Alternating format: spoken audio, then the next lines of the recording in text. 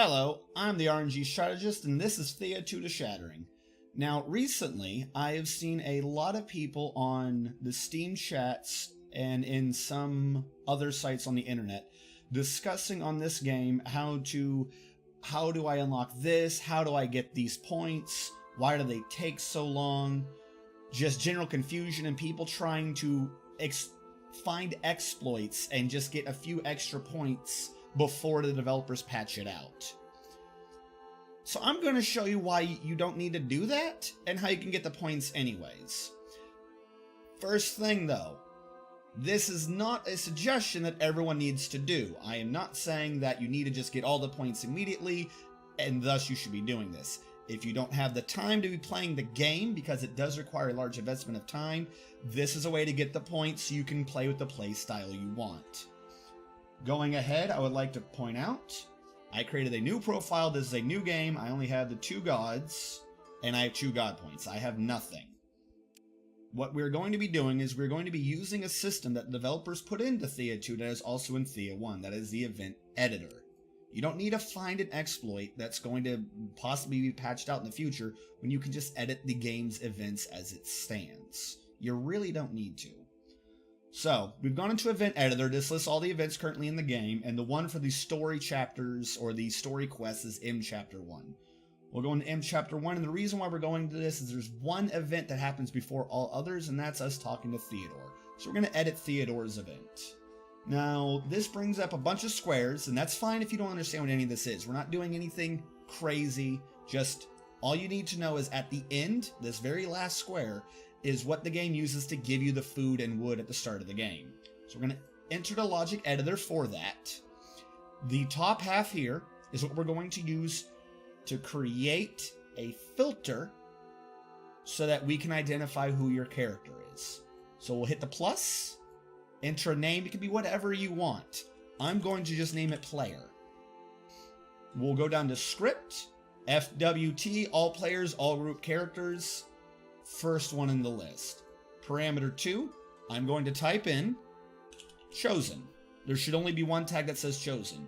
We'll click that, and for parameter 1, we'll say 1. What this has done is we've searched through all of our characters for which character is the chosen one, or whoever the main character is that you decided at the beginning of the game. And we've said, hey, we want to take that chosen character and add him to a special list called the player, or whatever name you want. It's not really important what the name of this is. The bottom here is what this event actually gives you. Right now, it gives you between 10 and 12 wood and 10 and 15 food. We're going to add 2 more things for it to give us. The first thing we're going to do is we're going to choose the player list. Yours might not say player, it'll say whatever you named your filter to be. And what we're going to do to player is we're going to add a tag. We're going to go to parameter 2 first, and we're going to type in sight, S-I-G-H-T. And we're going to give them the tag range of sight day. For parameter 1, how far do we want them to see? We're going to do 120. If what we've done here causes your game to crash at a point that I will designate later, come back to this script, take that number 120, lower it to 90. See if you can go into the game and it not crash then. Your processor might not be able to handle load of revealing the whole map. This is what's going to be the causing the crash, if it causes a crash at all. You just might not be able to handle that much. Just keep lowering it in groups of 30 until you find a number that your computer can handle, and then raise it in groups of 10 again until you figure out what you can't handle, and then just go back down by 10. And that, unfortunately, that's where you'll have to be. Now, the second output we're doing is we're not going to choose a list. You don't need to. Under script, we are going to add tag shared. Under tag shared, we are going to type in END for end. And at the bottom, we're going to grab end2, C-H-O-N-E, end2. This is the tag the game does when you've beaten I want to say the conquest, once you've beaten the storyline. The only tag I don't have right now is the one to unlock Triglaive, who just recently became re-available, and I don't know which tag to look for to unlock him yet. But we're going to choose that parameter of 1. We'll hit exit logic, back to events, back to modules, exit and save and exit. We're going to go into single player, new game. This does work in multiplayer, but the host needs to have that done. Everything we just did will work if you are hosting a game in multiplayer, so you and your friends can all get the experience at the same time. You don't need to talk them through doing what we just did, and you don't need to send them to this video, though more views would be appreciated. So we're going to make sure we have the difficulty all the way up to 200.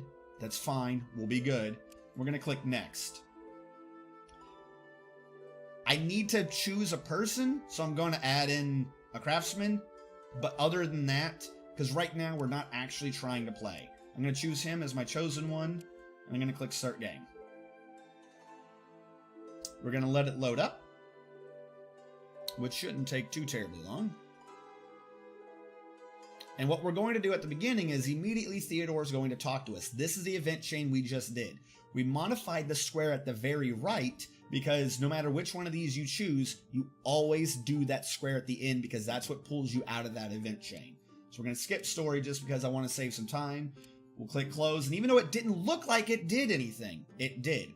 Before we go further, make sure that toggle resources does not have a check mark. If resources is on, it'll cause a bigger strain on your computer. And we want to get as much experience as possible, so you want to reveal as much as possible. I'm going to tell him to move, and the game lagged for about 3 seconds, but what's happened now is I have revealed the entire map.